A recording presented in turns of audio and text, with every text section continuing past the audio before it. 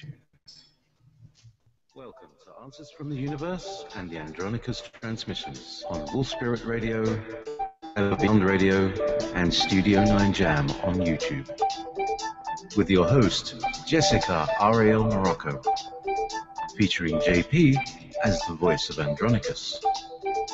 Please visit www.readingsbyrael.com. That's A-R-A-E-L. We came from the future by way of the past. I bought my ticket for the 15th century. We started moving through a hole in history.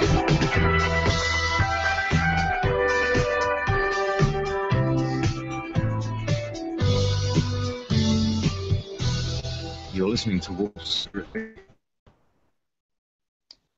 Well, hello everyone, and thank you for joining us today at Answers from the Universe. I'm your host, Jessica Ariel Morocco, and I'm here with JP, and we're going to do a great show today. This is our 36th transmission for Andronicus, and we're finally on video. So I don't know if that's a good thing or a bad thing, but at least, you know, we can be more forward about some of the things that we're talking about. People can recognize us and be welcome to ask questions at any time.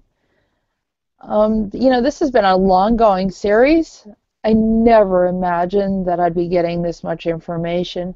Not only that, all of the different interesting characters that have stepped through, such as Rhodan and Meetis, which we have today. I unfortunately have not been hearing from Borkum, and of course there were some others. I started to get some information a little bit from Urich, but then I just wasn't able to key in this week, but maybe that will be coming in soon. So, hello JP, how are you? This is a pleasure to be here. Good afternoon, Jessica. How are you? I'm doing wonderful. Let me see if I can, yeah, I'm, there we go. So, hello everybody.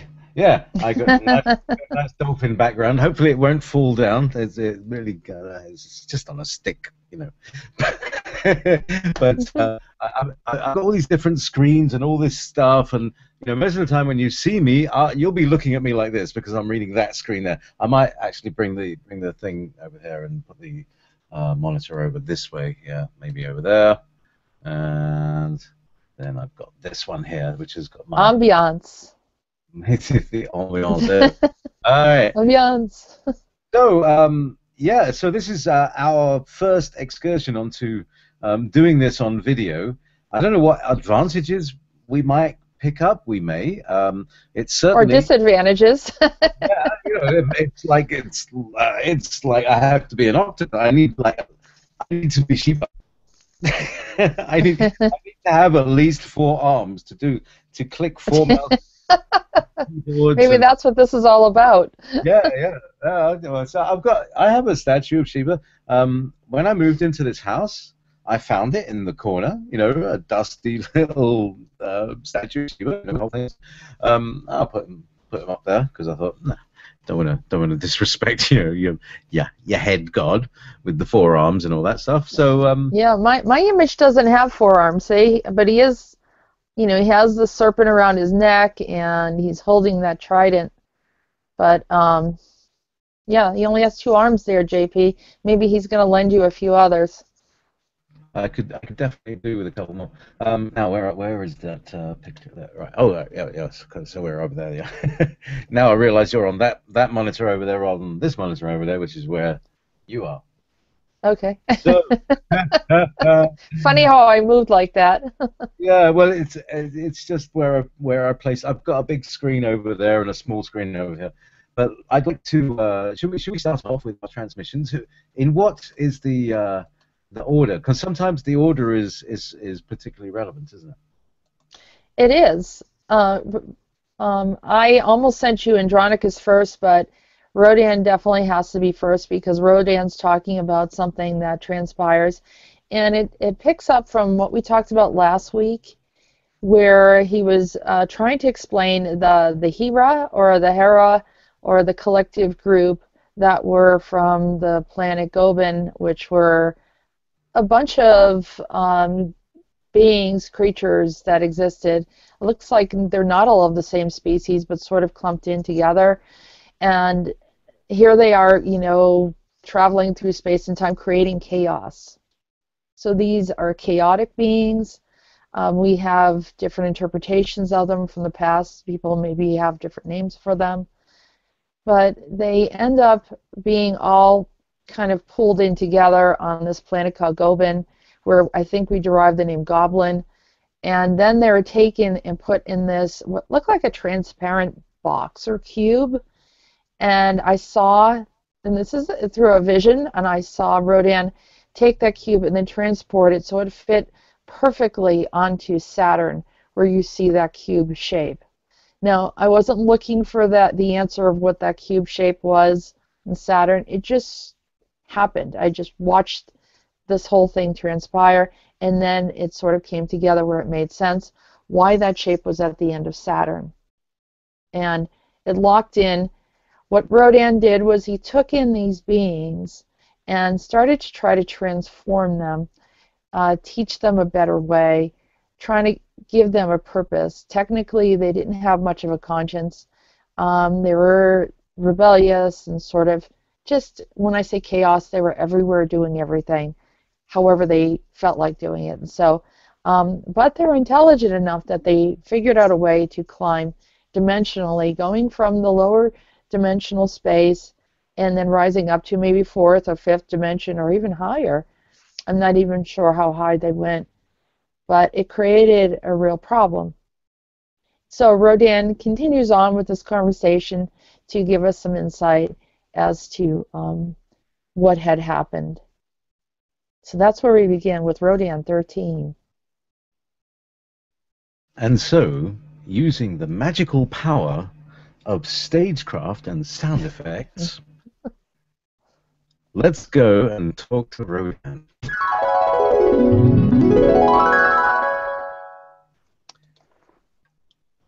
I see you had found one of your obstacles. Yes. My mind was drifted, and I thought about the chain of events that led up to the releasement. It was one of those days when I thought, there needs to be a change in my schedule. Typically, I would have a Tuesday evening class. For some reason, the change seemed necessary. I wanted to have the class on another day. And I don't know where it all came from. I always felt like I needed to just keep things going in this way. So during my meditation, I happened to look, and there was a female. It was a queen dressed in queen's attire with her mouth open, and her face literally had the expression of the scream.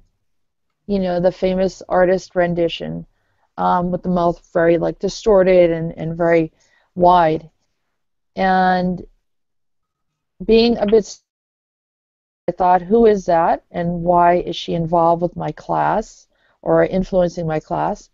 The image then shifted to Cydonia, the city on Mars, and there I saw the aftermath and destruction of Mars after we, the king and queen, were whisked away for safety. With all the original inhabitants either dead or taken off the planet, there remained the Goban. The Goban then took over the planet and began to assert their kingdom to try to, hold on a second, To replicate the original kingdom. They didn't have the power to do this earlier while Mars ruled his own planet. It is unknown how they got there and in the first place, and it made sense that they probably lived amongst the Mars inhabitants. It was the key. They didn't have a king, but rather a queen. The Goban shapeshifted into a queen and made herself available for male visitors. This is her Hera, once again, emerging and blending into another form of deception. Then I removed the aspect of the Hera from my field, and then my vision revealed a sticky-like substance that created a makeshift Rosen bridge that connected the third dimension closely to the fourth dimension. Once she was removed, from my field. The lower life form's connection to the dimensions broke, and I saw a separation between the dimensions again that created a wider space between the two dimensions. What just happened? You saw, you saw the entanglement of the Gobin amongst the humans. They created an unnatural bridge where they could step from the inner earth through the third dimension and up to the fourth dimension. This is another example of how they climbed to gain power. They would never just exist amongst humans if they could not rule them. That is now done away with. We are shutting down the fourth-dimensional bridge, so they can no longer reach beyond the dimension where they should be, in much lower dimensions. The Hera, a collective of these beings, was there to trap you into her nightmare that she knew was up ahead of her. I wouldn't allow a Gobin to destroy you or any of my other children. They made the choice long ago. They've carved out their own destiny. I would not allow anyone else lie victim. You prohibited much of what she wanted to do. Now you can see through it. I'm still in shock. She was horrifying to look upon. They are. They don't have a conscience as humans do, and their expressions reflect that. How does it affect our planet now that the dimensions are shifted? There will be much less activity. Many who were claiming to be ascended beings will become more transparent now. You will see some just fall off. The good news is that many who have pure intent or pure heart will also be revealed. These are the ones I want to assist the masses. The Gobins have failed, as I told them they would, because they only seek power and enjoy the pleasure of harming others. They have defeated their own purpose. I will see to it that they are tried and tested on other planets and dimensions as well. You would be surprised how far some have climbed. How did it get as bad as this? Why were they allowed to climb so far without anyone noticing? Yeah, they are subtle and masters of disguise. This usually gets sorted out in time. Quantum space will always reject them. The light of the sun will always reveal their deception. You need not worry about that now. Let me tell you how this all transpired regarding Andronicus.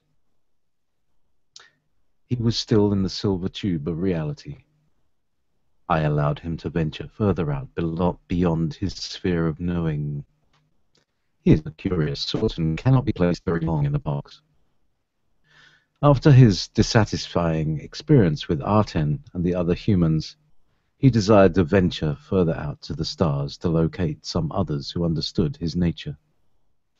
Ideally, he was searching for other Andromedans, and found human females who were similar in appearance, but not understanding who he was. He needed to find another being who understood the greater workings of the star systems. He had heard you were on Mars, and instead found Hera, according to Gobin, disguised to deceive him. They came in and asserted this kingdom with what appeared to be great communicators, statesmen, and they all shapeshifted into impressive beings of great stature. But they were merely the... I thought about the movie John Carter and the priests who transported people back and forth to the dimensions and saw them as Gobin. They had ill intent and were only there to manipulate the environment. Interesting. The story takes place on Mars. Was searching for Sidonia, and when he arrived, it was a desolate makeshift arrangement of a kingdom ruled by the Gobin, yet seemingly cultured and dignified. The queen was in the image of the Sidonian queen. She waited there to snatch up her victims, which she did so confidently. They were knowledgeable about all the beings and their temperaments, likes and behaviors. It was a perfect environment for deception. Just curious how I got there in the first place. You were brought there by the Anunnaki, and they helped you and Mars create the settlement for you. They wanted someone to run the settlement on Mars and other bases. When I was taken by the Pleiadians, where did I end up? You stayed with the Pleiadians, and then we took you to Venus. That's where a good portion of your soul remains. It will not be harmed or affected in any way. It is all designed for the greater good. Saturnus is also in stasis there on the planet, and will regain control of the planet as soon as I am completed filtering out the Gobin throughout the universe. Those who are resistant to this event will find difficulty awaits them. The Gobin, who are cooperative, will be allowed to grow and learn like the rest of the species on our planet. We utilize multiple spaces. This is the reason why it is difficult for space travel to occur. We're not asking permission from anyone. We created and designed this galaxy, and we retain the right to utilize it as we choose. We perceive the human race, and all species for that matter, to be our children. It is our right to observe and allow the growth to happen without any unnecessary intervention. By allowing, we retain a full acceptance of pure intention and heart-based decisions. After all, we are creatures of divine love. Yet you fail to understand what you do not know or understand. One day it will be highly reasonable to you. You will see the level of benevolence all of you have experienced, and even compassion when it was not so deserving. Just as a parent has long patience with her children, so have we. We have seen the planet grow and expand in so many ways. We have assisted and observed the complexities of powers, exchanges of money, family dynamics, and human dynamics as a whole, in a growing, expanding population. This is honing your skills of survival. You, my children, are finding the answers while experiencing your lives on the planet. It is already in your DNA. Your DNA has all the creation codes necessary for restoration, healing, and growth. Search for it, and you will find it. People like Tesla merely opened his own memories and created aspects of himself, beyond himself, so he could see from all perspectives and possibilities. You can do the same if you operate under the conscious laws of benevolence and consideration of all humanity. So, with that said, carry on with your ideas and follow through with them. The world is waiting for you. Now, getting back to my story about Andronicus. So, Andronicus was directed to find a beautiful woman on Mars by the name of Hera. He was told that it was you or someone like you. The appearance was remarkably the same as you in the beginning. He married her and presented her as his queen when he returned to Earth. Soon after, she began to gather her fellow countrymen, the Gobin, and create problems for him. He found things turned upside down and the people became rebellious towards him. The outburst began, and he began to have children who were also affected by this rebellion. He used everything: lightning bolts, fire, powerful winds, etc. The humans began to fear him and also fear Hera. Discontented, he reached out to other stars and kept bringing in new channels of communication and new beings. This is when you came in. By this, or even feel amorous in any way. He treated you as a daughter, as he did with many others that had arrived.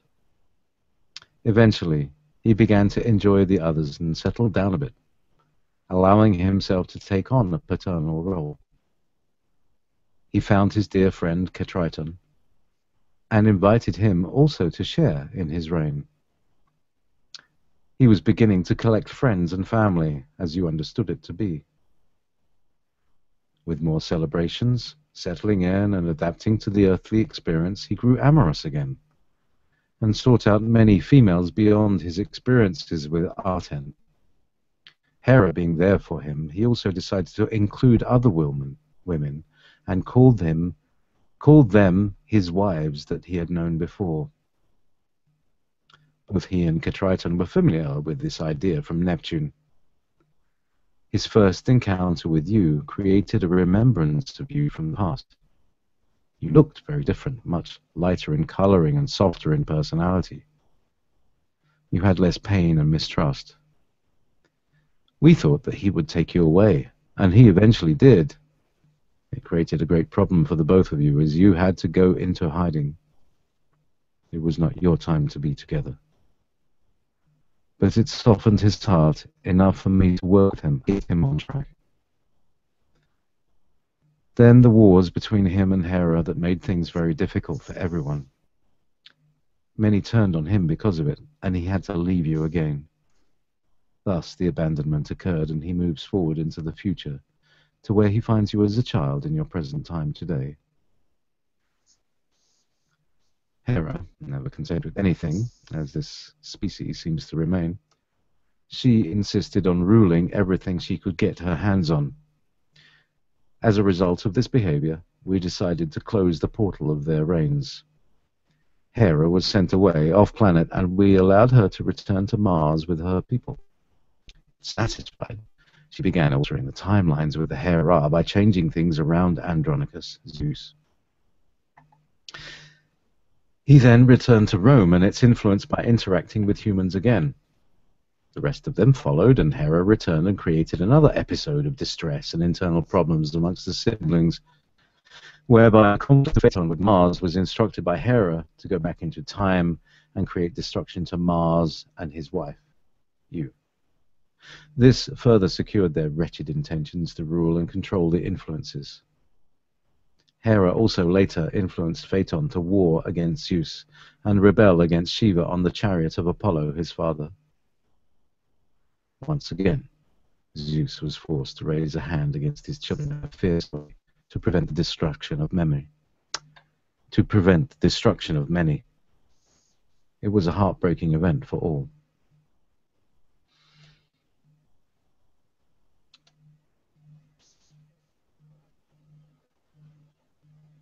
It was Andronicus' wish that his power would go to Phaeton and his other family members, primarily to Phaeton, for the destruction he had endured. I restored Phaeton back to how he should be. However, some of the gifts he was bestowed upon by Zeus, Andronicus, had to be taken away to prevent any other altercation. He still needs much to learn in the process and has to have access and ability to wield such power. Andronicus preferred to be as a man, a mere mortal human, who traveled through lifetimes and learned to atone for his misuse of power. The one thing I would say of Andronicus is that he is humble and he learns from his mistakes. He has freedom to learn and grow as he pleases.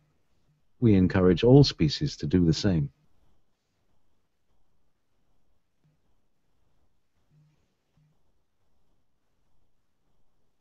Can I ask what happened to everyone else? I can tell you about a few for now. Apollo left to explore elsewhere so he wouldn't destroy Zeus. Mars also took his leave and never returned to Mars.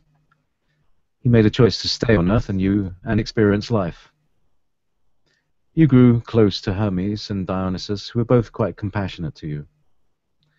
Hera destroyed both Hermes, or Mercury, and Dionysus, Bacchus. I will tell you that she traveled back in time and had her Hera seduce Hermes, Mercury, into the depths and wouldn't allow him to return. There you suffered your tragic death as Ishtar and Hermes, Tammuz or Dumuzi, and were then resurrected. We corrected that matter recently when you were finally able to help Hermes, Tammuz, Mercury heal and return home. He is quite grateful for your struggle over this, and is the reason why so many had trouble after the Wall of Fire, where they didn't feel right in Mercury. He is now fully restored and returned back on Mercury, where he will remain. It is no longer necessary for him to be in the role of messenger. Much peace to you and Primus for helping. Much peace to you and Primus for reaching out to many in help. Blessed peace, Rhodan.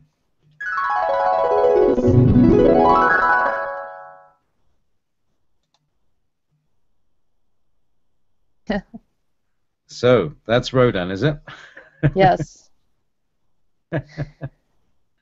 So you getting all the characters. I always wondered who Dumuzi was or Tamaz, and so it's Hermes. It was the same one. Yeah, I just found that out. it's interesting, isn't it? So it's Tammuz and Dumuzi. Dumuzi and Tammuz is sometimes interchangeably used as their names. Yeah. And for the longest time, I tried to figure out who was this being that, went into the underworld and was trapped there or seduced into that lower plane. Well, it sort of made sense when I recognized that it was Hermes, which sounds kind of close to Tammuz. But think about the role of Mercury. His role was to go into the underworld. I mean, he was a messenger. So when he told me that, I said, oh, that makes sense. And so now I kind of felt like I was putting the puzzles or the pieces of the puzzle together regarding some of the ancient names of antiquities and figure out who was who in these different time periods. Yes. It's interesting because we're now starting to see how some of the pronunciation of some of the words you just need to very slowly, just slightly tweak it, and so I'm looking up there. You just need to slightly tweak it, and Hermes and Tammuz is not far away. No. And Tammuz and Dumuzi, wow, that's very close. Yeah. So there's a whole lot of very morphing names that come down through history that now, like when we discovered that Rhodan and Odan. Yeah, I mean, no, it was so stupid. It was like, well, I'm sitting there looking at him saying, talking to Rhodan for I don't know how many months until he finally says, oh, yeah, it was Odin. I was like, why didn't he even put that together? It was so obvious. Because it just wasn't meant to be. It's almost like they create this kind of hidden veil of illusion, so you're not really catching it until they're ready to reveal it. Yeah, but the other thing is we're seeing all these beings as different beings, as separate beings. Right. Like we see Odin over there in the north, and down there he's known as Jupiter, and over here he's known as Odin, and but at the same, what was it, Osiris, right? So there's this O sound, right? He's the O guy, Odin. He's the O guy. Osiris. Yeah. Yeah. And then who else have we got? Well, Andronicus. He doesn't care about names because he never had a name. I'd love to know what his number was. He started off with a number, right? Yeah. So it's a bit like a foreign person who. Hang on, let me just schlep you over here while we're talking. There we go. So I can look at you. There we go. It's a bit like a foreign person who swears in English. It sounds rather charming, and it doesn't have the same impact. It doesn't have that same harsh impact because there's no real connection to it. You see what I mean? So in the same way that Andronicus doesn't have a name, so he doesn't care about names. So he just picks anything he likes. Andronicus just literally does what the crap he wants, and appears wherever, whenever he wants. However, whoever he appears to be. But he's not a bad guy. He's like a Q, isn't he, in Star Trek? I don't know if you ever saw Star Trek. This character Q just snaps in and out of place. This appearing as whatever he is. But he's always got this kind of I'm superior, I'm just a god, not just an insect kind of attitude to him. But Andronicus is a lot more humble than that. Yeah, I mean, you see Rhodan. Rhodan is like the steady bull. You just, when I talk to him, there's no, like, questioning him or mincing words. It's very straightforward. Mm-hmm. And you have to respect what he has to say, whether you like it or not.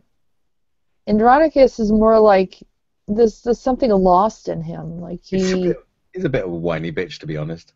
Who, Andronicus? Andronicus, yeah. He feels sorry for himself. Yeah, that's He right. gets petty at times. He does. But no one's more of a bitch than Meetis. Oh, yeah. He is the queen. He is just totally friendly.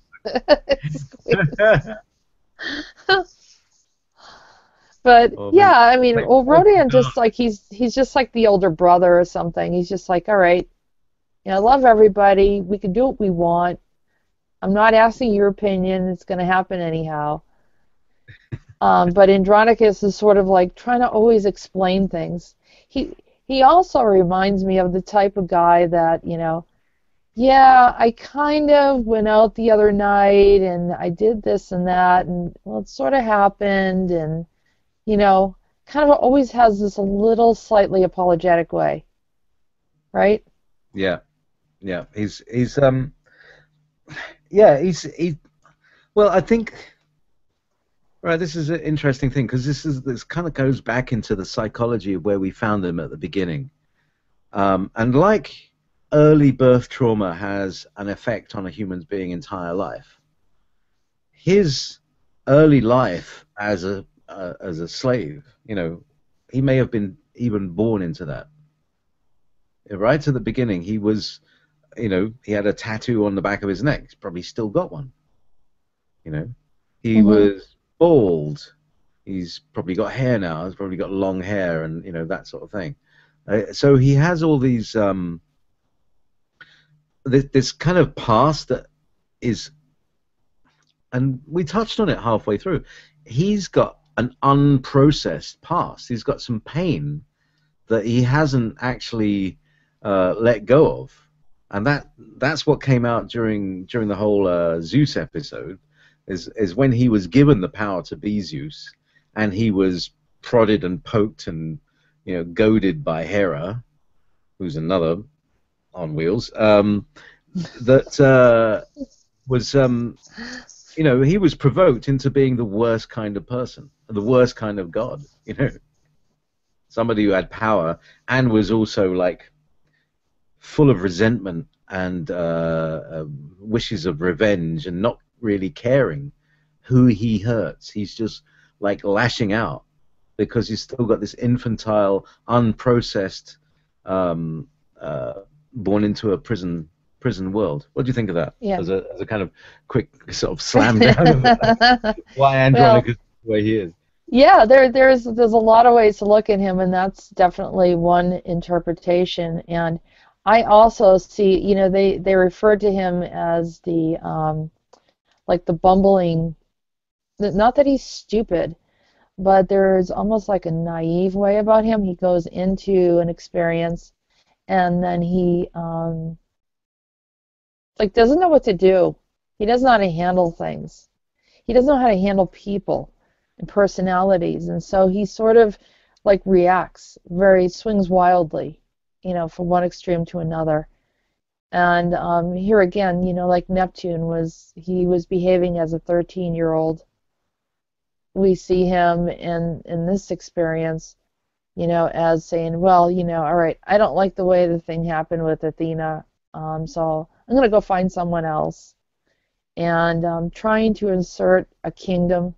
So he thought he would find a queen that was fitting of him, and he brings one down from Mars. And they ended up, conspiring against him. Everything turns upside down again. No matter what he does, doesn't work out.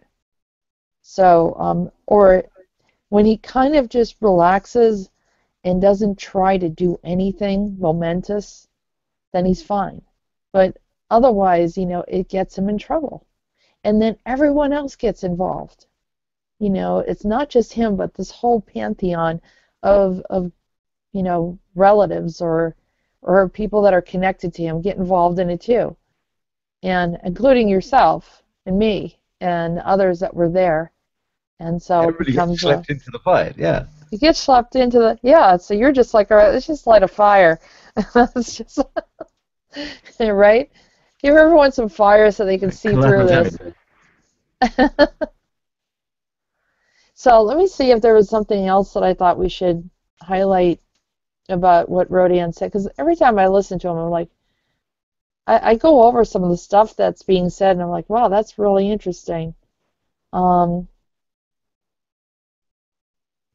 don't know if anything else stood out to you regarding what he had to say this time. Well, it kind of filled in a lot of the story. The story of Andronicus and where he is and where's my mouse. There it is. And we connected and like what this Hera thing is. So there's a person called Hera who's like the embodiment of the goblin.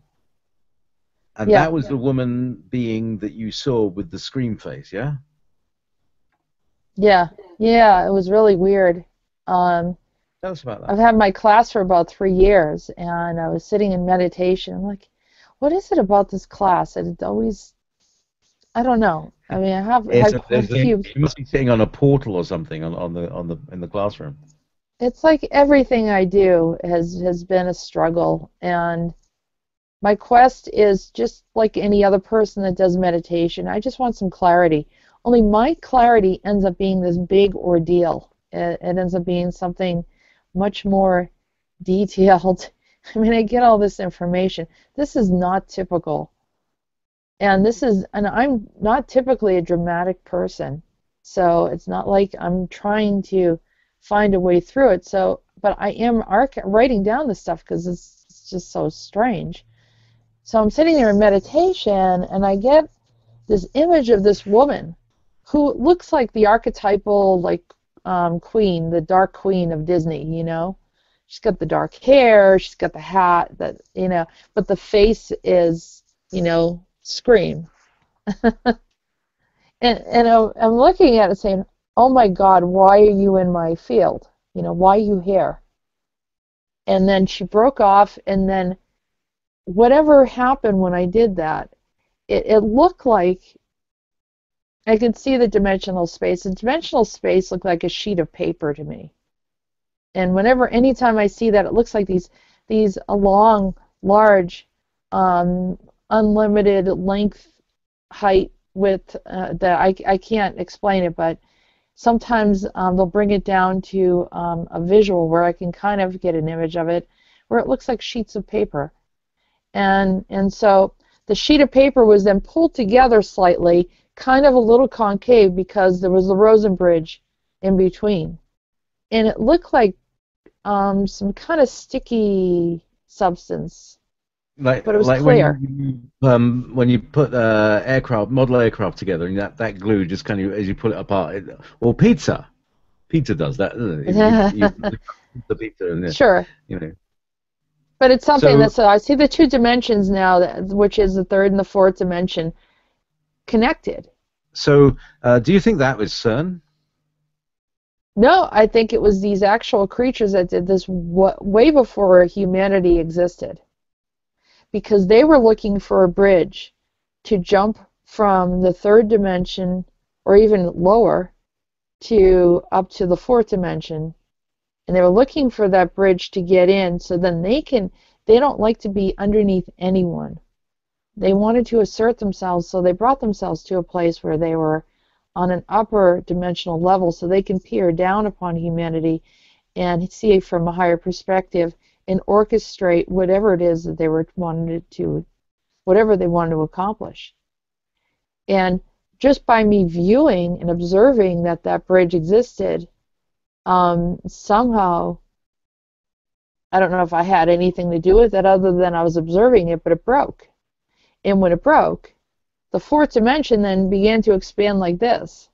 So it was separated. There was no longer an artificial bridge brought it in like this, but it was separated. So now, in order for them to climb up to the fourth dimension, they have to do it the way any of us would, and that's through consciousness. They can no longer utilize the unseen bridge. So So this that is was the their. nonsense in fourth dimension that's been going on since the beginning of time. So it's a bit. It's been a bit like there's been a sewage pipe that's had a hole in it that has just been spreading back into the water supply and muddying the just making everybody Right. ill. Um, and so what we need. So thank you, because that's obviously. So when did that happen? That When happened. that process? Because these things are happening day by day. All these Oh different God. little journeys that everybody's doing these journeys and they're making change. Tuesday. That Tuesday. happened on Tuesday, which would have been, what's the date today? The 3rd? It's Thursday. So it would have been the 1st. Yeah. 3/1/16. Okay. So, if anybody's life has changed since then. Now, I've just realized that I can't play a break tune that is like a famous tune. I can't play any signed music or cover things. So I'm going to have to play some of my own music. Sorry, folks. No, that's awesome. That's great. Just while we do that, I might actually play. Yeah, I'm going to play my theme tune, Forever Beyond. It's only a. It's Oh, only you a. could do the Maitreya one. That's really cool.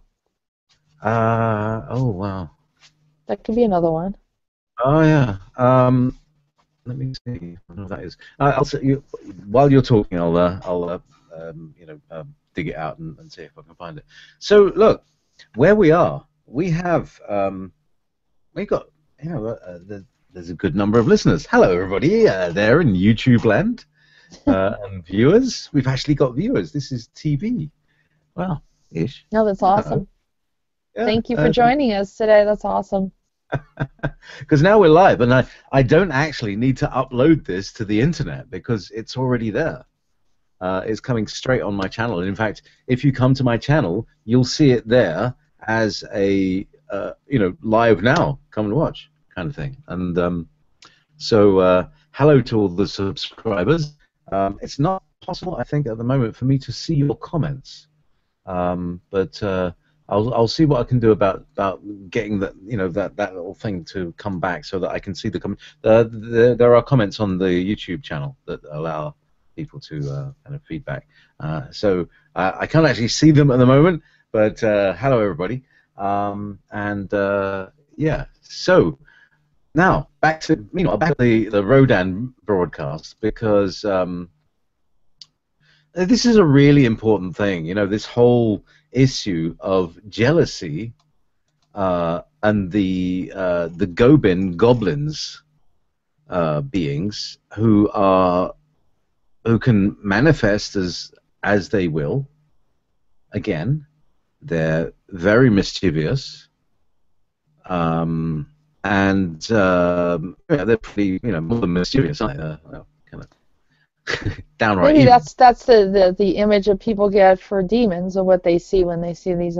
I don't know. They look like, they look like creatures, and they're different looking, one from Have you got another. any pictures? Because this facility we can screen share. So if you can prove It, you a picture on your screen, then we can share the screen, or you give me a link to it, and I can do the sharing. But anyway. I actually have a book. Are we gonna go into break or? Yeah, we're going to have a break in a minute. I'm going to put on, as I said, my theme tune which is called 7 Steps to Heaven, and so you'll hear the. It's a 4/3/2. By the way, 4/3/2 music is highly recommended for all kinds of things, including your mental, emotional, and spiritual health.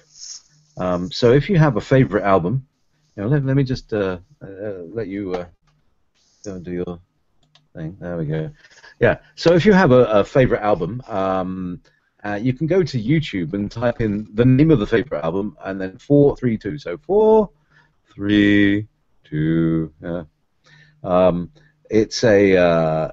It's a frequency, a harmonic frequency that has worked for a long time. Now, a lot of people, work with medieval instruments and they have their own tunings. And yes, things have their own tunings. But Pythagoras had this thing about how music is harmonically related to the universe and Earth and all that stuff. So when you tune to these things, you're tuning to, say, the planet or the orbit in the solar system or the rotation of this or that. These are natural frequencies that are known as the music of the spheres. And by tuning with these notes, we are able to shake back into ourselves distortions that happen to us.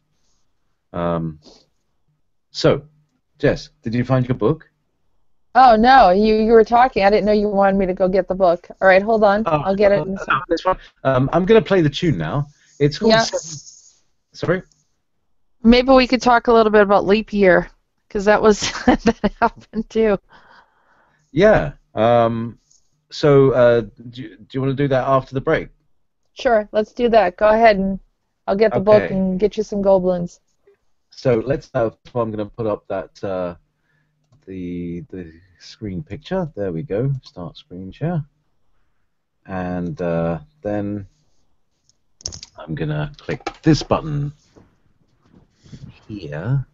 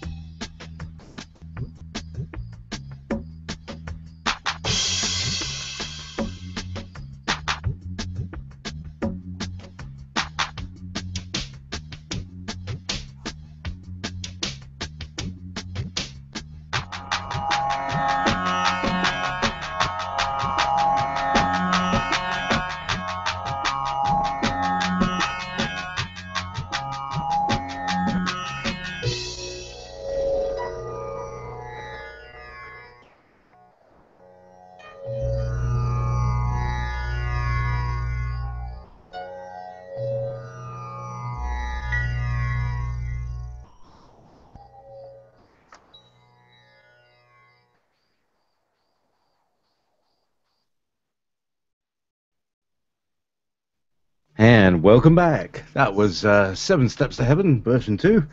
I suppose that's sort of parts 1 and 2. That was one of my tunes. So, Jess, are you back with us? Yes, I am. Hey, how are you doing? All Good. right. Can you see me, or do you still have the screenshot there? I've still got the screen up, so let me just, there we go. You're on air, my dear. Okay.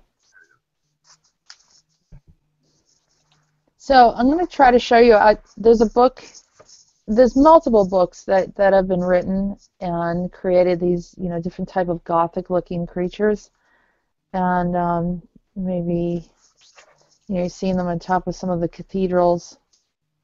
But here's one example. It's kind of like this is Faust, Faust, famous writer. I'm not sure what century. Bring the picture a little bit closer. Okay.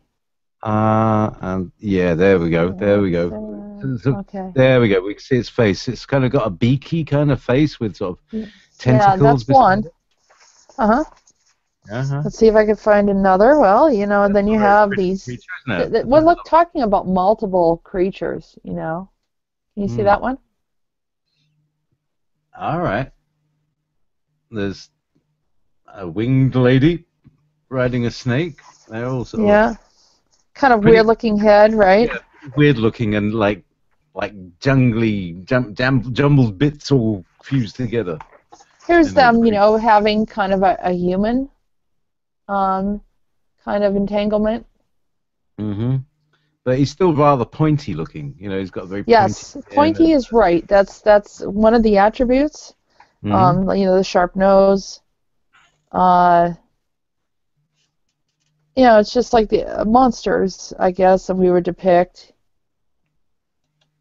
I thought this was an odd picture. I'm not really sure.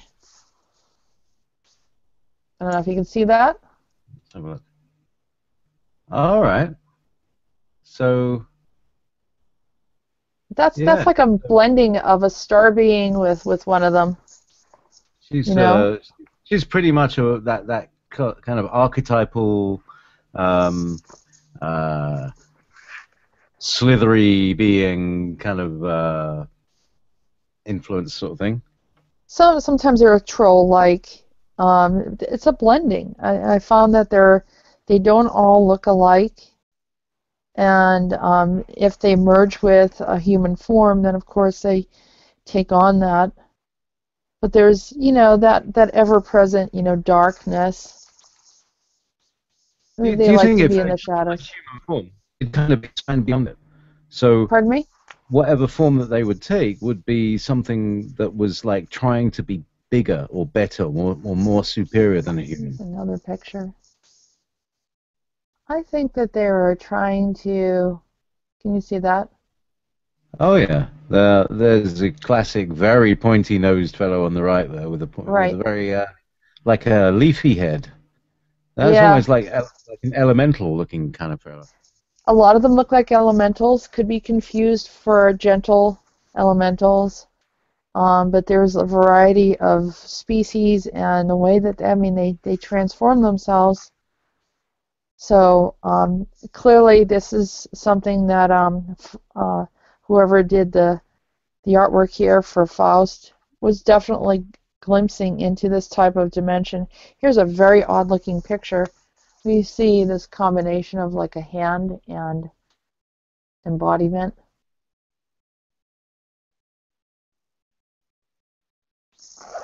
I can't seem to hear you. I don't know if the sound got knocked off. Oh, right. Sorry. That's because my mic was muted.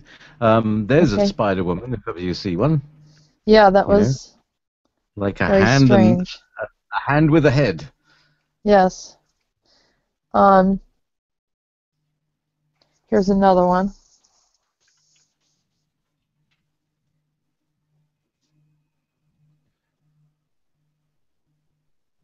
That's very, that's very snarly, grossy, Roman Empire energy. And what could be that's, you remember they went there, so. And it just, we're extracting a concept of beings that can shapeshift, but were originally kind of creatures. They're not human. And, here's another example of part human, part something else. Another image of that. All right. So we're looking a little bit. That's looking a little sort of on the pan side of things, isn't it? Right. We've got Oh, hang on. Didn't one of your fellas say something about having horned feet, goat feet? Having, I can't remember. yeah, probably. I know that, um, yeah, what was that? I think that was them Uh, having strange, body parts. I mean, they were just, what made them grotesque was their consciousness. And you find someone that has a lack of consciousness, and they may, begin to be attractive to some degree, and then there's the evil seems to do something to the expression, the countenance, the energy around the field, and emerge, you know, people, see themselves actually as some kind of beast, when they've done some horrible things, and it's written throughout literature and historical writings. So these are beings that don't have much of a conscience, and so it didn't bother them to go in and do some of the things that they did, and also to try to find their way out of responsibility. Remember, it started off like, it looked like, I know what it was, it was in the beginning of creation, where they showed all of these different atomic little creatures, or amoebas, I think they call them. And there was one that had the head of a horse, they said, and that's where the hooves, I think, came in. It eventually, it didn't want to evolve. Do you remember that was in the last transmission? Was there something I'd about have to look it seahorses up. or something? I can't remember. Someone was talking about. I'm getting so Seahorses? mangled up. Yeah, Seahorses. it's kind of, Yes. there's some kind of, like, I mean, there's a blending of species, and we just don't quite understand. Some of them are benevolent, some of them are not so benevolent, and Well, do you you know just have what, to Jess? go by their behaviors, I guess. Do you know what, Jess? Everything that Rhodan has spoken about these goat creatures, that is exactly what everybody else has been saying about these Archon creatures. Oh, yeah, they could very likely They be, very like I much said, this fit could the be same another profile. name for them. Yeah, so another name, because Hmm. Archon is really like Archon is like someone pretending to be bigger than you. They're, Right. it's like saying, how would I word it in today's word? Sort of, hello, I'm your spiritual overlord, kind of thing. That's how they would describe themselves. Yeah. Whereas Rhodan might describe them as a sort of species of rat, you know. He wouldn't speak so highly of them. He wouldn't give them such a grand name like Archon. Archon is the sort of thing that they would give themselves to say, but they're really just like Wizard of Oz, little skinny, elemental, ugly, Yeah. Well, unlovable little things. and yet he still loved them. He still tried to help them. He still took them in. Remember, it reminded me of the Isle of Dr. Moreau. I don't know if you ever saw that movie with Marlon Is that Brando. all right? No, I'm not sure. All right, the Isle of Dr. Moreau is essentially these strange-looking creatures that he takes them in, and they all call him Father. And All they say, right. Father, don't you love us? You know what I mean? It's sort of like they know they're misfits. They don't really belong anywhere. And so he was using the method of love to try to help them. I think that they were breeding and creating them this way.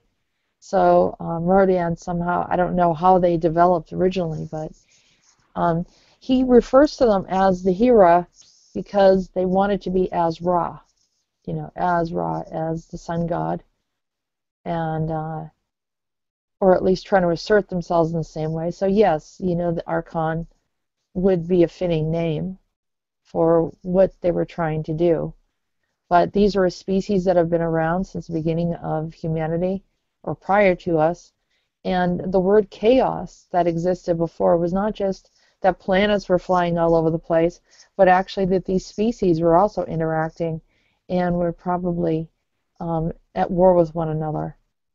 So that's why we're seeing a varying degrees of appearances, even though that they're sort of kind of clumped all in together. And then we're all gathered together on the planet Gobin, which he hasn't told me exactly where that is. Maybe it's better off that we don't know where Maybe it it's better is. we don't know. Yeah. Yeah. This is the thing here. This is the where we're going with this. You know, this is the start of war. The things that these Gobin do, when you go down the line of like push, push, push, push, push, push, push, you just need like somebody goes along the street in a slight hurry, somebody trips them over, and then the whole series of terrible things ensue, including world war, starvation, and disease. How things can escalate quite easily if things are just kind of lined up right. And it just sounds like these creatures are doing that. Perhaps they are able to siphon off the loosh, or the distress energy. They somehow use the distress energy of humans in this way. Hmm. But it's like people who get used to drinking the blood of gods because the gods, you can tap a god for blood and it'll just recreate it. Just you can't kill an immortal, but so you can painfully drain it. You see a lot of these things happening in these old films, these old sci-fi films about these eternal beings who are just kind of wired up in a terrible way. And it's all coming down to these little beings. Well, these beings are not, they're very intelligent. And what Mm. he was saying is they had a plan.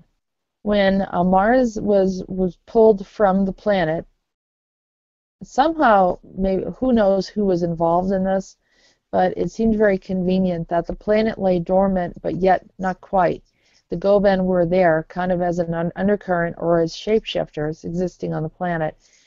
When Mars was destroyed, they continued on living in Cydonia in this makeshift city and roaming around the city, changing their body to give themselves this illusion of authority. Now they have the intelligence, they didn't have the appearance.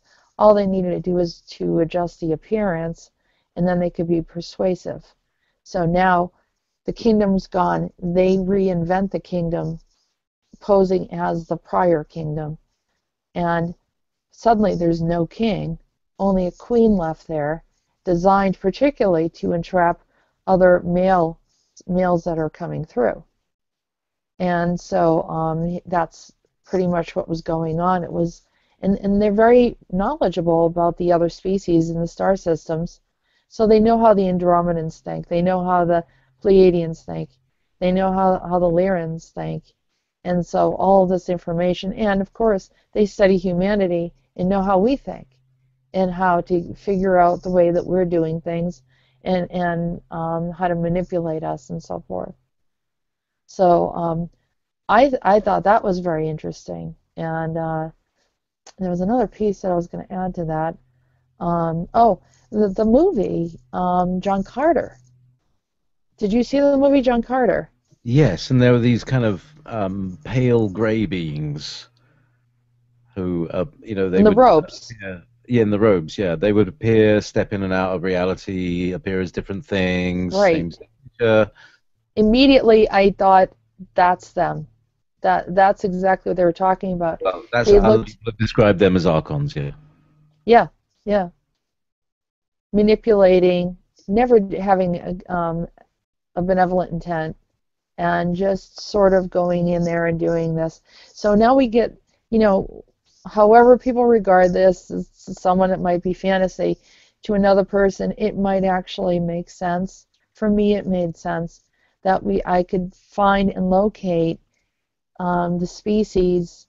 If I can find and locate the species that have created the problems, then to try to find a way to neutralize the effort where humanity once again regains some personal power to do what we're here to do and not be influenced and impacted by illusion. So Indeed. bringing forth the information helps remove the illusion. That's right, because a lot of the time we don't even know what we don't even know what is happening to us, what's being done to us, because what did I get? I put a thing on my Facebook the other week. You and your people are being dumbed down by chemtrails. Blah, blah, blah. If you don't see that's true, that's because you've been dumbed down by the chemtrails, etc.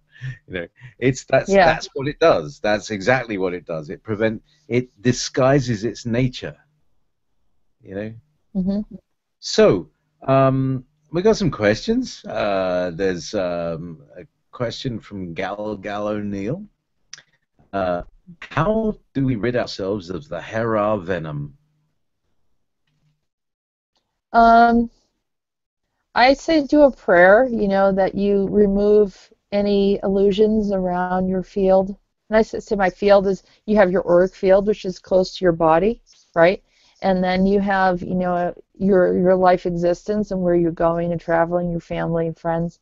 And I just do a prayer that to remove any of the illusions and anything that is trying to piggyback off of my existence, which we refer to as attachments, and keep things clear, sage and whatever. But if you put out a heart intention to be free of these archons or Hera, then that will go away, I believe, or you'll have less of an influence from that energy.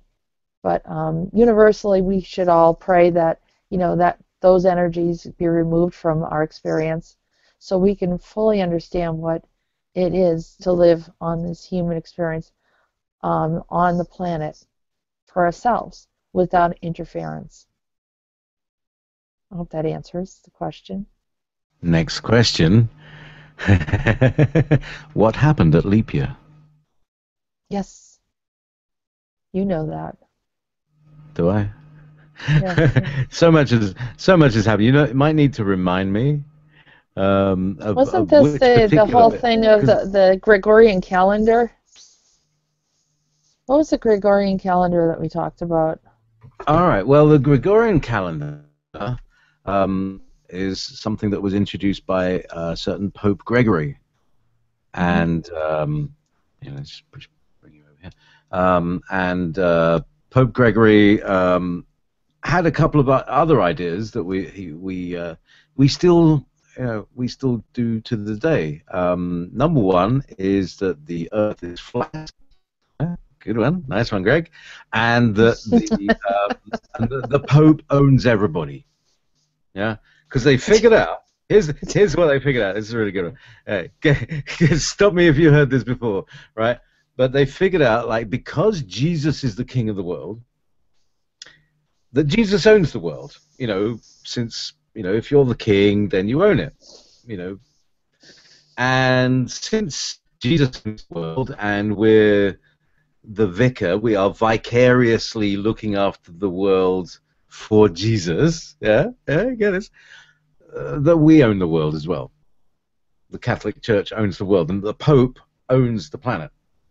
And that was Pope Gregory. And basically, so there was flat Earth. There was the whole weird. What the heck is like January, February? But was this 31, 30? It's all designed to mess our heads up. The whole date thing. What's wrong with the lunar calendar? It's really very easy. Everybody can see when the moon's up It's there. fairly predictable, isn't it? Yeah. So there's this whole wibbly wobbly time thing going on with the sun, and so that actually casts out onto our natural sense of timing, because our natural sense of timing obviously is more keyed to the moon cycle rather than the sun cycle. Farming is key to the sun cycle. You need to know when the sun's coming and when it's going, and you plant crops between them so you don't harvest them wet or plant them in the freezing. So you get everything timed right. So that's why you need a solar calendar. But you don't really need a solar calendar to direct human affairs, because we are generally more lunar in our nature. That's nothing new under the moon kind of thing. Anyway, so Pope Gregory was part of that. there's a few other little details somewhere here and there, but essentially those are the big things that we got to say thank you for to Pope Gregory for. Because that, seeing that was a current event, I thought you might want to add that to it. Okay. Yeah. So anyway, Thank you for letting us know that we're indentured servants to you. Yeah, exactly. So this is where we start. That's why we have a leap year, because he couldn't quite cope. Right. Yeah, it didn't quite match, so they had to make a bit of a jiggery pokery to make it match up. Yeah, using the fears and the simplicity of people and the honesty of people to manipulate them for purposes of political gain and power. It never is a good combination and usually doesn't end well. So maybe we can learn from some of these things. Perhaps, but maybe, maybe. I hope so. We'll keep talking about it, and then eventually people will catch on. Oh, I don't have to listen to that anymore. Here's another one. But we got to get on, but here's another question. Could some of us be working with Andronicus's crew in our dream time? Do they speak a different language than English?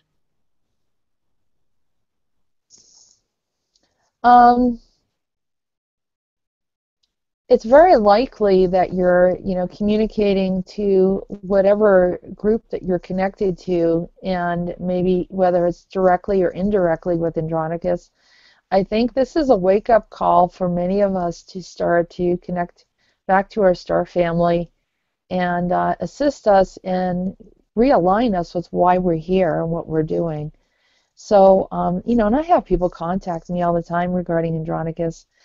They either feel really enamored by him in a lot of ways because, he does have a very human side to him. But there's the other characters as well that they kind of catch on to, and the information, and also feel very much a part of this whole series because it also brings in all of humanity in various points of history, explains things, and a lot of people do resonate, like, I know I've been there at that time. So would you be getting that information? It's very possible. Write it down and share it with us at times. I've had people share things with me that I found that maybe sometimes adds another piece to the puzzle. So thank you for that. Maybe Andronicus needs his own website. I think he does, but so does Rhodan. Yeah. Well, we'll think about that. We have technologies. We can possibly put that kind of thing together. Mm-hmm. Give the old gods a website. Yeah, there you go. Give an old god a website week on Warp Spirit Radio. So, talking of old gods, should we have another transmission? Yes, we're ready for Andronicus now to see what he has to say for this week. So finally, we get to talk to Andronicus. Let's have a look here.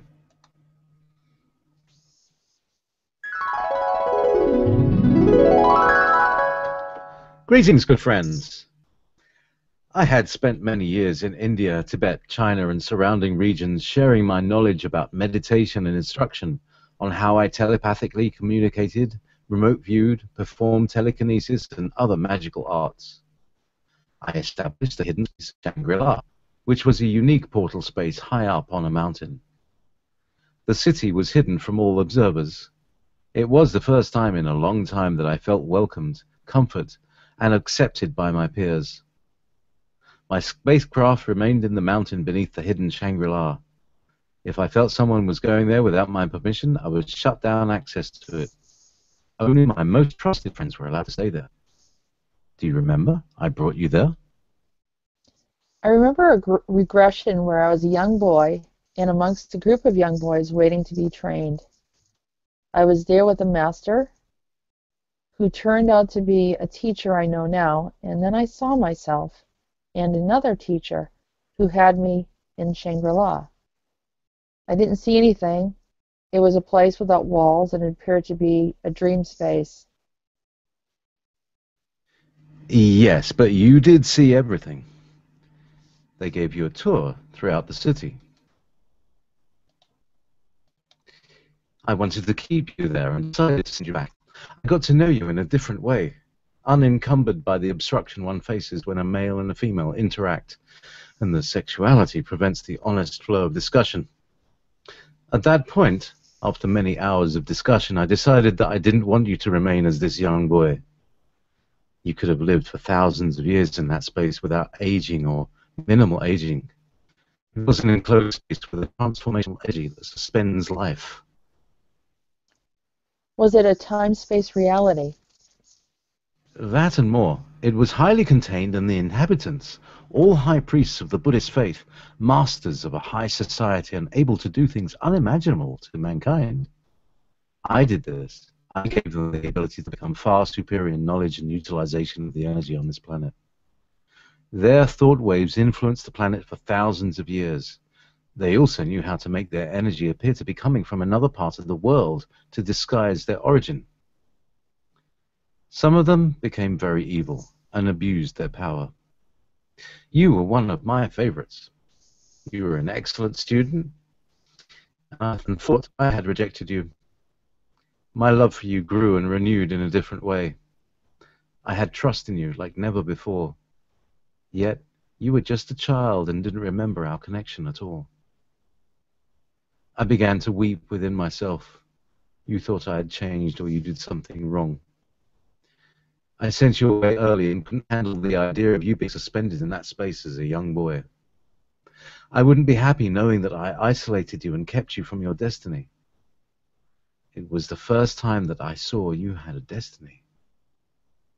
You never seemed to have a purpose before. Yet, in that time, I began to realize that you were doing something so subtle, so gentle, an unending frequency of love that was unique to your essence.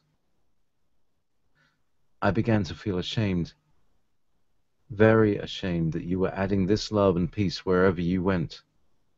I was too much into myself to notice, and I learned something that day. I shall leave this space forever. I shall allow you to float from place to place as you were intended to do, and I trusted that we would meet at the times when we were intended to meet. I didn't want to encapsulate you anymore for my own gain or advantage. I thought you were a flower to be shared, a gentle rosebud to unfold. As I observe you now, you are beginning this process of blooming.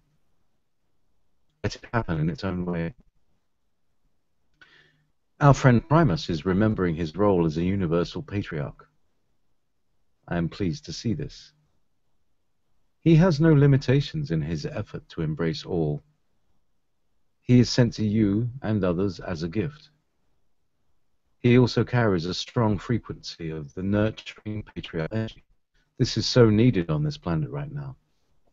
He is holding the gap from many of us and being a parental role to many of our children. Others around you are beginning to emerge into who they were intended to be. The atmosphere is perfect, and you will find that it is easier for many to open up into their authentic self now, unencumbered by the facades of civilization and expected roles within societies. It's a grand time for many. The transformation is becoming ever-present. I have made an unending chain of connections between you and the many brothers who were there with you in the monastery at that time. You will help one another and support your work. Each will provide a piece of the puzzle, a remnant of information that opens the flower of life, the mysteries of the land. You will not know who each other is until the right time. You're all on a universal clock. There are many of you since I had you looping through time, and thousands pass through. It is your world, not ours. We are merely visitors on your plane of existence. We want you to take charge of this experience. We want you all to grow and understand many of the secrets of your biology, energy fields, quantum space, and more. You have a purpose that far exceeds your mundane thoughts of daily life. It is an awakening of the soul. It is a step closer to my society as an Andromedan or Lyran, as you had learned about. It is a much higher evolution of existence where things will become much easier. Do not expect the worst to happen. It's a lie. I will now explain what you have been up against. There was a There was a frat. Nah, I kind of let him. Faction. There was a faction. Yeah, I know. That's all right. I can't say faction without fraction or fraction. You know. Okay. There was a faction of the Black Hats that came against you some years ago. You were abruptly awakened by them when you were sent out to live in the Midwest. I sent you out there for protection. A wave of violence and destruction came into your cities temporarily during that time in the East Coast. It was the monks who were searching for you. I know you have a hard time believing this or sharing this with others, so let me share this information for you and explain it. They are not connected to the Dalai Lama. He is my friend. They are a faction unrecognized and discreetly still living in a hidden dimension that I created. My absence sent them word. They are not anyone who people recognize as a priest or a monk on the planet. They were my high priests who were hidden away. In time, they grew in violence and destruction. The human monks saw them ethereally and attempted to replicate them because of their amazing abilities. Much of what they know is common to Andromedans. I trapped them in a capsule of time that prevented them from entering the planetary field. It was in hopes to keep them contained and prevent them from saturating the countryside with advanced knowledge. Although some of it did leak out through dream communication and directions to some of my devices on the planet. After leaving, I continued to communicate with them, but they became quite rebellious against me. They also used knowledge of the planet to manipulate things. It was my confiding in them about my feelings towards you that they targeted you for this time when things would begin to unfold and their reign would end. You said their reign. Are you saying that these men who had been given higher knowledge and abusing the knowledge had been reigning on our planet? Yes, unfortunately. They had full access to the control rooms, so to speak. Not literally, of course, but mentally, knowing how to harness things. Their mentality was limited as humans. Their egos were as megalomaniacs. Their abuse of the power was astronomical and supported powerful societies that oppressed others. Why didn't you remove their power? Someone had to control things. I agreed with Shiva it was not right for me to insist my will upon the rest of humanity not fully understanding the plight of a human. I had many abilities that alleviated various forms of suffering. Humans did not have this ability, and I recognized what cruelties had befallen many without my understanding of the magnitude of my effects. For example, the Catritans were a hardy bunch. They had a very high threshold of pain. The Andromedans don't feel the pain as humans do either. We are also resilient. Humans have a more fragile disposition, both physically and mentally, compared to us. We get injured and fix it readily. A human gets injured and suffers tremendously through pain, then needs to recover over a lengthy period of time. It humbled us to understand this experience. I thought that they, being human, would be more compassionate and understand how to better resolve a problem. At first, they acted in compassion and wisdom. It was time that made them jaded and cold like the gemstone. We said this because a jade is like the heart, but the heart can grow cold and hard as stone. They grew hard as a jade stone. When they came to you, they threatened to torture you. They did. I could hear constant dripping by my head, like water dripping by my head, and the voices of men threatening me. It was very upsetting. I felt they wanted me to lose my mind. They did. They wanted you out of commission until you remembered your role and began to lift your conscience into the light. Then things began to become clear to you. You emerged and returned back home. I assisted you in this process. I searched for understanding about this experience. It was very troubling to me, and to think that high priests were evil, it was a little surprising. Well, there are good and bad in all places, both high and low. It is discernment that helps you see through these illusions. This goes for everyone. Look beyond the boundaries of illusion. Ask for illumination as truth and truth. Today is a momentous day. You shall remember it for the rest of your life. Today is the day you become liberated from these dark beasts, and the planet will thus be liberated as well. I joyously express this to you. My head and heart have been burdened by all of it. I understand that this was how it was meant to be. I understand I assisted as I was asked to by Master Shiva. I resign my status to Rhodan and lift my persuasion for Zamfir to take a more prominent role. Shiva has returned back to his lofty place and escorted by Khalib, who joins him. Jakar returns to his place within the earth after thousands of years. A new balance will begin. Mark this date of destiny. Your year 3316. Andronicus.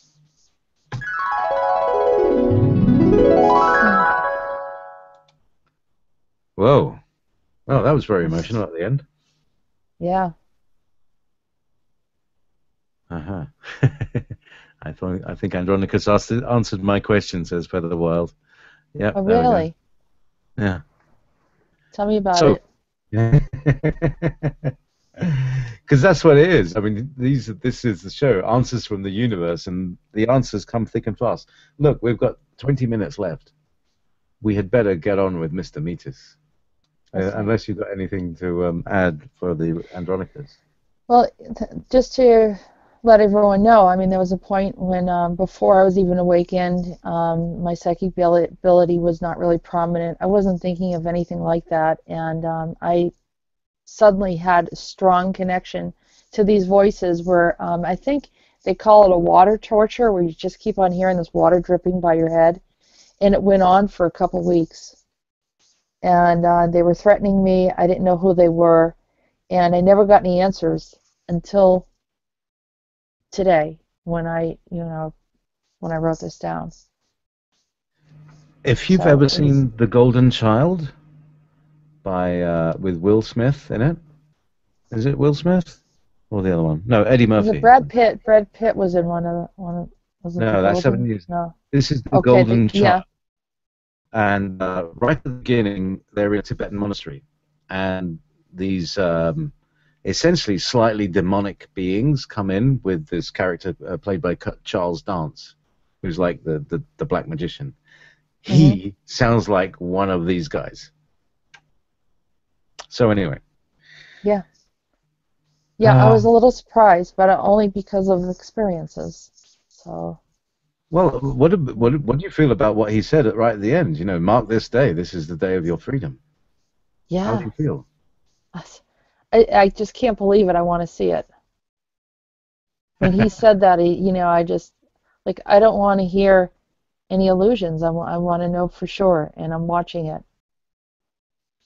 But I hope it's true. We can't hear you. I think you muted. That's because I got my mic muted. Anyway, shall we move towards Meetis? Meetis. Yes. Okay. I hope you have your guitar. Oh, I've got just one song towards the end. Let me just introduce everybody.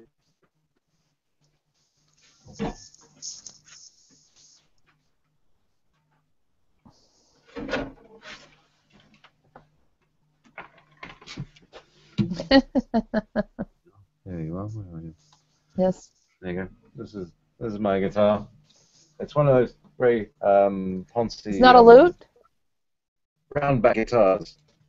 It's nice. Fiberglass. It's a lovely resonant tone.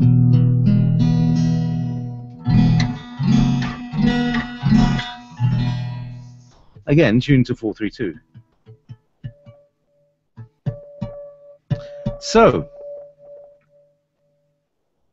let's just Let's just tighten my G-string here. Honestly, not really. I did literally tighten my G-string. All right, so I'll put that just there, just in case I need it, just in case I need to make up a stupid song. With, look, I'm just making this stuff up, right? You gotta understand, you know, Jessica puts it just, it's like 5 minutes before the show. She sent these across Skype, and I've got them open, and I open them up, and I don't look at them. I'm doing other things. I've got so many things to do. I've got tunes to play, and, you know, so I don't look at them. And I'm just reading them completely cold off the bat, and I'm trying to characterize as I'm doing so. And you get a melody. It's like you already know them, which is pretty amazing. I don't know how you do it, but you step right into it. Really. I'm just as I said, to me, I'm just making this stuff up. Yeah. Anyhow, coming up to the old throat centre. A little bit, yes. Just assuming my Meetis voice. Hello, my sweet dalliance. How I wonder why you waste away the days worrying about all this trivial Andronicus adventure. Oh, how wasteful when you be out enjoying the pleasures of life, such as like me. For example, the other day, a fine young page boy came to my village with the message of a grand affair. A wealthy merchant was searching for a lovely wife to betroth. I thought, with all my great insights and more, why shouldn't I be the one to find the perfect wife for this atrocious-looking man? Oh, he was a beast all right, with rotting teeth and breath that could burn down a castle. His eyes, good gracious, the eyes were so bloodshot from weary travels and hard rum. His skin looks like it was seared by the sun twice over, and pustules grew like miniature volcanic mountain ranges. Yes, isn't it true that money can make the most fragrant social climber become amorously blind? Let me see. Shall it be the Totty of the smithy, or Silky of the sundries? Or wait, I know. The bitter harlot who ruined so many marriages in her father's horse loft. Yes, she would give him a run for his money and more. They may even fancy one another with stories of deceit and carriage affairs. Wait, the lock and key is shaking. Who bids me now? Come hither, though I'm not in proper attire. A neighboring woman steps in with a basket of bread by the name of Mary Ann. Oh, Rupert, I didn't think to ask if you were dressed properly or not. Allow me to step out a moment. Oh, please, Marianne, come hither. My wife has tarried far to the village to fetch some potatoes from the outer gardens. Tell me, what gifts do you bear? I bring freshly baked bread for you and your forlorn wife. Ever since my husband has gone to see the angels, I am very much alone and have little left to care for. I hope you will take this as a kind offering for your melodious accompaniment with his funerary services.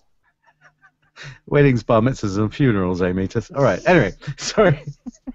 Meanwhile, back in character. Meetis makes me laugh. You are a wonderful woman and deserve the fineries of life with a loving man and many children by your side. Behold, you are still a waning flower. Have you not searched for another? No, my loving friend, I don't want to... Oh, sorry, no, that's you.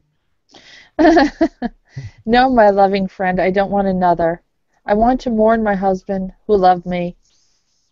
So sad. So sad, sweet Marianne. Come closer. I shall write the most lovely song for you.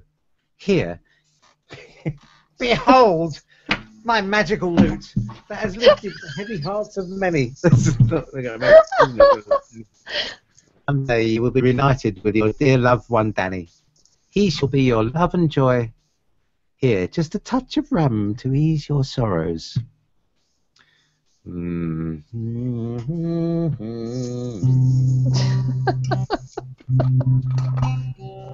Meetis picks up the lute and begins to sing Marianne a song.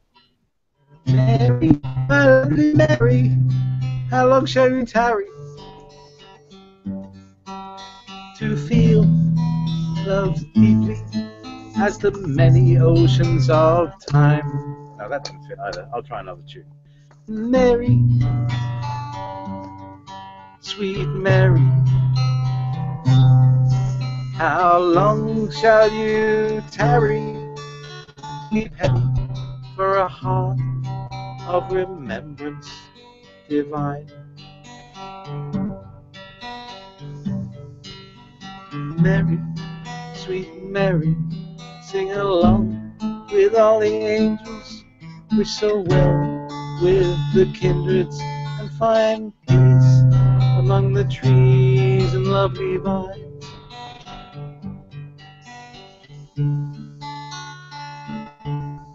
Mary,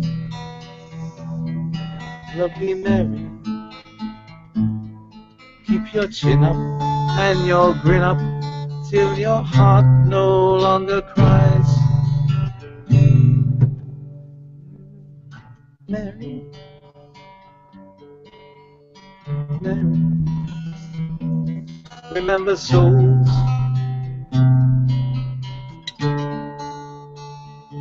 will never die.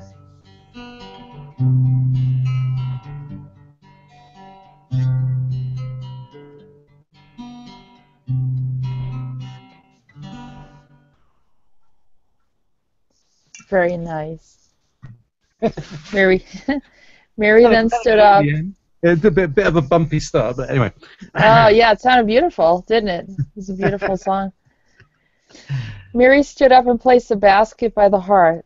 While tears rolled down her face, she found healing in that place, then went home, sold her house to another owner, and lived with her family to play with her little sister and brother. You see, my love, I have been here to help many people find happiness. It will all end well for sweet Marianne, for you as well, but both of you have such different plans. I'm sorry if you felt confused. Anyway, I must hurry on to find the Mistress Herring. You know, she is something of a planner and would be very engaged in this arrangement. Ah, solving problems for two women in one day. How simple it is. By the way, you have a great deal ahead of you. Much has changed. Live on, child. Stop worrying about the others. It will be much easier now that the watchdogs are gone. Share my love with Primus. We have much adventures for him to encounter as well. Tarry on, young ones. Tarry on.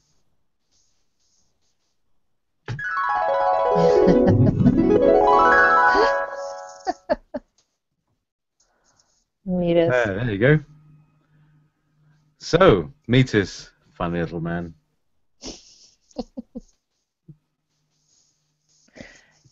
It was really weird. I didn't know where it was going. It was almost like he didn't feel like going anywhere. He's just sitting in his cottage. And the woman shows up, and I thought for sure he was going to get into some kind of affair, take advantage of her. But he didn't do that. He was very sympathetic and tried to help her out. And, you know, wrote that song for her.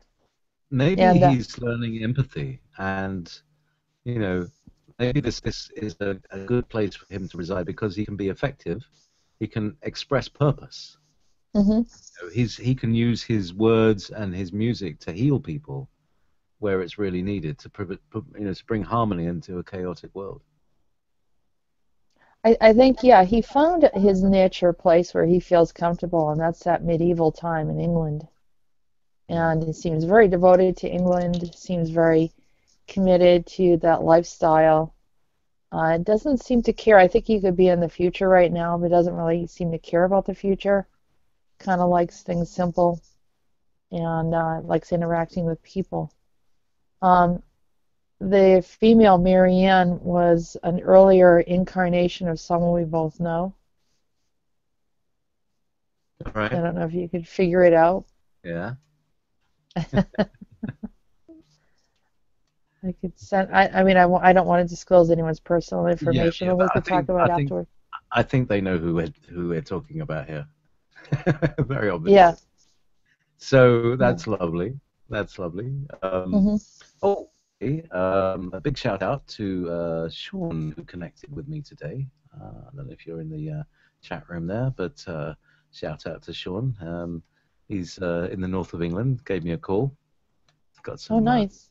nice help that he might want to give us, and for the station and everything. So things are growing.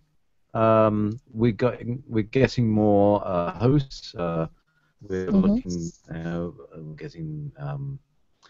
We were always asking for more producers. If anybody out there in YouTube land is able to do production work, I'd be very happy. But it's been a great pleasure to actually see you interactively this afternoon. I know. It's so much more fun. We can see the expressions and see what's going on. And even it's great to see the people behind you. To see actually there's Shiva, who's like Rhodan's father. Yeah, this is Rhodan's father. Rhodan, Zamfir, Khalib, Jakar, all of them. Yeah, he's got a whole collection of sons, and my friend Aslam, who's also, if you're out there listening, Aslam, he may also have a connection directly to Shiva. So it sounds like that's kind of working through. The time will reveal. We're just trying to sort it through first before we bring him more forward.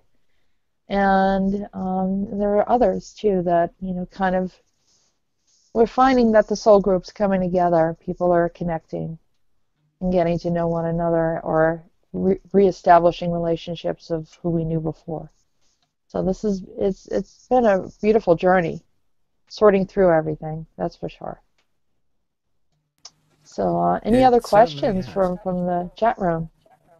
Right. Well, I'm just going to try and connect in with the YouTube chat room. Can't hear you. You can't hear me? Am I muted? Oh God, what have I done? Have I muted myself? No. No, I'm not muted. Jess, can you hear me? Hello, Jess. No. I can hear you.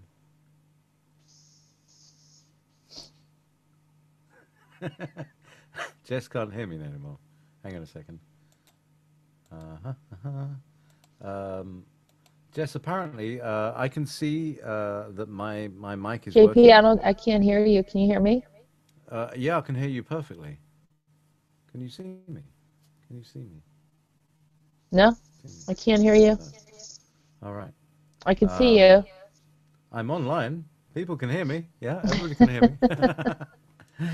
So look, maybe we should finish it here.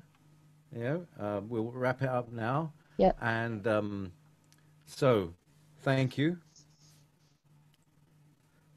We're saying goodbye. Yes. Bye, everyone. Thank you for watching us today, and we will be back next week for Answers from the Universe and the Andronicus transmissions.